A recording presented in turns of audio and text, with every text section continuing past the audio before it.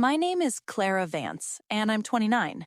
Last month, my parents stood in the back of a crowded gallery and watched a stranger place an $8,900 price tag next to the portrait they'd thrown in the trash. The wall text read, "Rejected by its subjects and discarded the night it was given."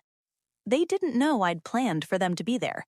They didn't know I had screenshots of the texts they'd sent the night they threw it away. This is the story of how I turned their rejection into something they'll never forget. When people ask, I say I'm a portrait artist. I've been doing it for 6 years, working out of a small studio in the River North Arts District. Good light, the smell of oil paint and turpentine. My client base is solid, young professionals mostly, who want something more personal than a photo. It pays the bills. My family is different. My father, Robert, owns a small accounting firm. My mother, Patricia, is an office manager. They're practical people who value stability and a clear career path. My younger brother, Michael, graduated with a finance degree and got a job at a bank. They talk about his 401k like it's a holy text. I'm the question mark. My grandmother, Eleanor, was the only one who got it. She died in 2020. She was a painter, too. When she passed, she left me her oils. Winsor & Newton tubes, some with her handwritten notes still on them. She also left a note I keep framed in my studio. Art doesn't need permission, it only needs patience. For their 35th anniversary, I decided to make them something they couldn't ignore. I found their old wedding photo, my dad in a blue suit, my mom in a simple white dress. I would paint them as they are now, same pose, same love, just 35 years later. I spent 100 hours on it. I used my grandmother's paints, her brushes. I mixed ultramarine for my father's kind eyes and alizarin crimson for my mother's dress. I worked nights after my paid commissions were done. When it was finished, I bought a beautiful walnut frame and wrapped it in cream paper with a wax seal. The party was in September. Their backyard was full of people, friends, neighbors, people from my dad's office. I carried the portrait in and set it with the other gifts. Michael arrived later, holding 2 gift bags from a high-end department store. At gift time, Michael went first. He pulled out a pearl necklace for our mom and a new leather briefcase for our dad. Our mother gasped. Our father patted him on the back. "Now this is quality," my dad said, holding up the briefcase for everyone to see. They toasted Michael. They thanked him 3 times. Then it was my turn. I brought the portrait over and set it in front of them. My mother unwrapped it. She smiled a tight smile. "Oh, Clara," she said. "How nice." My dad glanced at it, then looked back at the briefcase. Someone took a picture of them holding it. Then my mother set it down on a table behind the dessert spread. That was it. I left early. I told myself they'd hang it in the morning. The next day, I realized I'd left my good ceramic dish there. I texted my mom, and she said the door was unlocked. I let myself in. The house smelled like old coffee. My dish was in the sink. And there, in the kitchen trash, face down on top of coffee grounds and used napkins, was my portrait. The cream paper was crumpled, but the wax seal was still intact. The letter I'd written was still tucked underneath. Unopened. I took a picture. I don't know why. Proof, maybe. I left the portrait there.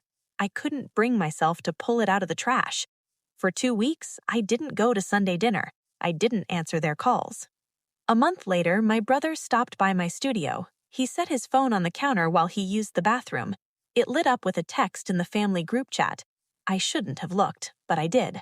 The message from the night of the party: "We should move that painting before the garbage pickup tomorrow. Got a photo just in case she asks." Another: "She won't ask. She never does." I took screenshots. I sent them to myself. Then I put his phone back.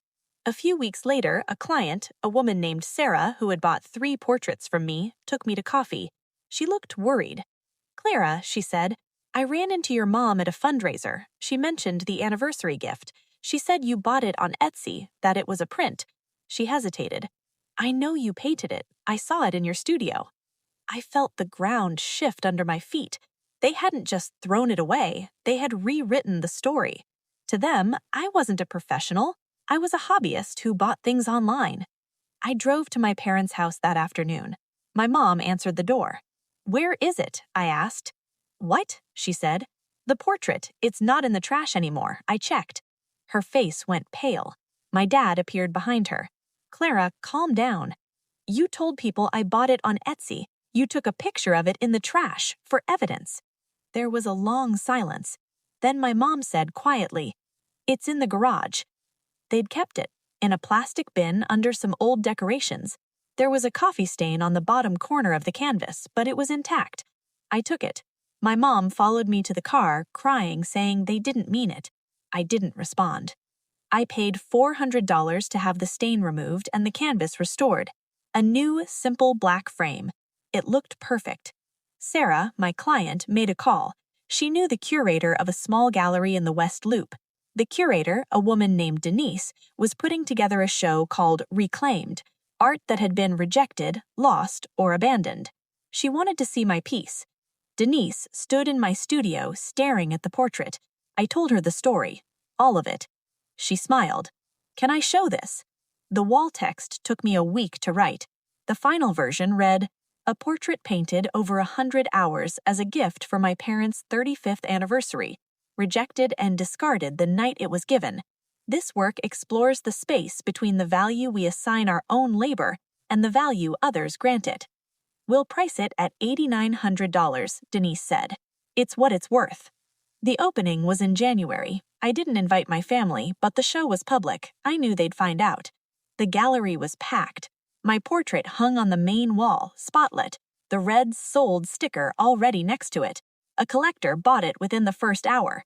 I stood near the back, watching people read the text, then look at the painting, then read it again. At 8 p.m., I saw them, my parents, standing near the entrance. My mother in her church dress, my father in his one good suit. They were reading the wall text. I watched my mother's hand go to her mouth. I watched my dad just stand there, frozen. I walked towards the exit. I had to pass them to leave. My mom looked up, her eyes red. She opened her mouth to speak. I walked past her. I didn't stop. I didn't slow down. A week later, I agreed to meet her for coffee. She cried. She said they never meant to hurt me. "You can't display our family problems for strangers," she said.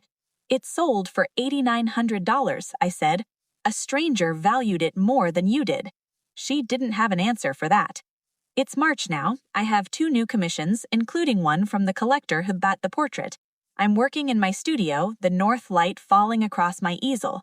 My grandmother's brushes are beside me, her note still taped to the frame. I don't paint for them anymore. I don't paint for approval.